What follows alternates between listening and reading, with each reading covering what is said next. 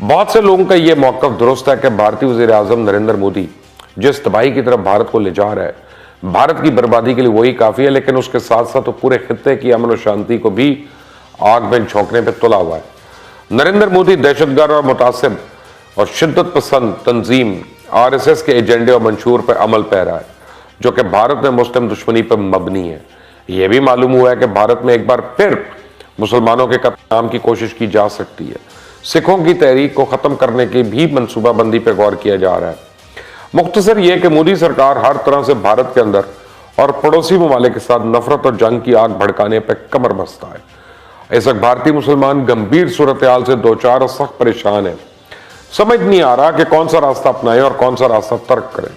इनके लिए दुनिया आहिस्ता आहिस्ता तंग की जा रही है, मुआशी तौर पर कमजोर किया जा रहा है, गाय के नाम पर काटा जा रहा है और जिहाद के नाम पर सताया जा रहा है। ऐसी सूरत हाल में मुसलमान अपना सर छुपाने की जगह तलाश कर रहे हैं। इसीलिए इस वक्त ऑल इंडिया मजलिस इत्तेहादुल मुस्लिमीन या कुल हिंद मजलिस इत्तेहादुल मुस्लिमीन के भारत के दूसरे हिस्सों में तौसी की जा रही है। कई दहाइयों तक शहर हैदराबाद तक ही महदूद रहने वाली यह तंजीम इसने भारत की उन रियासतों में इंतखाबात लड़ने शुरू कर दिए हैं जिनमें मुसलमान अच्छी खासी तादाद में रहते हैं। कर्नाटका, आंध्र प्रदेश, महाराष्ट्र, उत्तर प्रदेश और बिहार के बाद अब यह जमात मगरबी बंगाल और तमिलनाडु में अगले साल होने वाले असेंबली इंतखाबात में हिस्सा लेने का ऐलान कर चुकी है।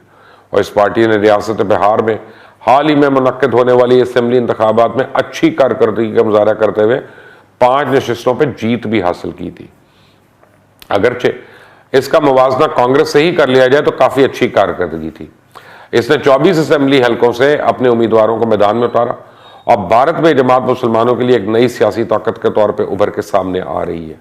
क्योंकि जिस तरह की सियासत बीजेपी कर रही है, ऐसे माहौल में भारतीय मुसलमान एक छतरी की तलाश में जहां वो खुद को महफूज तस्वुर कर सके।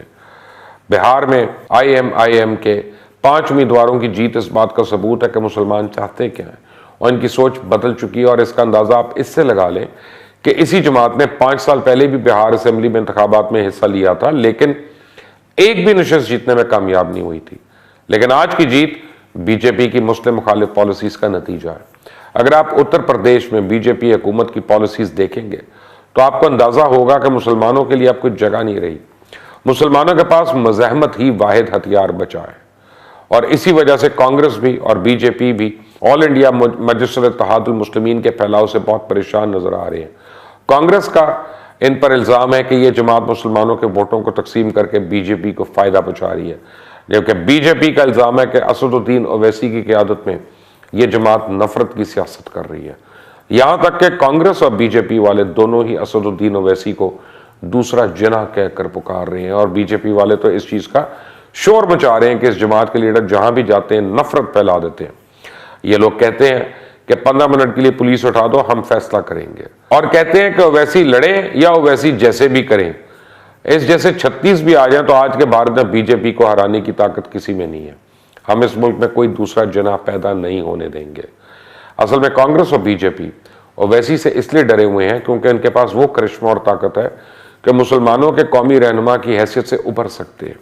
जो रास्ता असदुद्दीन ओवैसी ने चुना है वो पुरखतर जरूर है, लेकिन उससे हटकर कोई और रास्ता बचा नहीं, क्योंकि अगर भारत में 180 मिलियन मुसलमान है तो इनका सियासी और मुआशी मुस्तकबिल दोनों पर सवालिया निशान लगा हुआ है। क्योंकि बीजेपी तो बेखौफ होकर कह चुकी है कि बहुत वक्त तक हमने सोचा कि हम कांग्रेस जैसा बनेंगे और मुसलमानों को अपने साथ लेके चलेंगे, फिर हमें एहसास हुआ कि अगर हम 15% मुसलमानों को छोड़कर 85% हिंदुओं पर फोकस करेंगे तो इसमें कोई उज़र नहीं, मुसलमान जहां चाहें जा सकते हैं।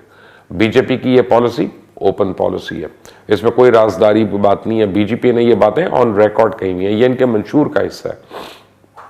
आप देखें, गुज़िश्ता पार्लिमानी इंतखाबात में बीजेपी ने 330 नशिस्तें हासिल की, लेकिन इनमें से एक भी रुकने असेंबली मुसलमान नहीं था। यहां तक कि तेलंगाना में भी बीजेपी के सदर बिंडी संजय कुमार, जो बदकिस्मती से रुकन पार्लियामेंट भी हैं, ऑन रिकॉर्ड कह चुके हैं कि हम पुराने शहर हैदराबाद पर सर्जिकल स्ट्राइक्स करवाएंगे। इसी तरह के बयानात से इनकी मुस्लिम मुखालिफ सोच का अंदाजा लगाया जा सकता है। इस सोच के पीछे एक खतरनाक मंसूबा है और भारत में एक तल्ख हकीकत है कि मुसलमानों को इनकी आबादी और नुमाइंदगी के तनासब से वजारतें नहीं मिलती। खुद भारतीय ज़राए अबलाग के मुताबिक भारत की 10 बड़ी रियासतों में 80% मुसलमान आबाद हैं इस लिहाज से वो बहुत रियासतों में बेइंतहा वजारतों के हकदार बनते हैं, लेकिन ज़मीनी हकीकत यह है कि सिर्फ 16 मुसलमान रियासती वजीर हैं। और बिहार में हालिया रियासती इंतखाबात के नतीजे में NDA की हुकूमत बनी, जिसमें BJP सबसे बड़ी इत्तेहादी जमात है, लेकिन वहां की 15 रुकनी काबीना में एक भी मुसलमान वजीर नहीं।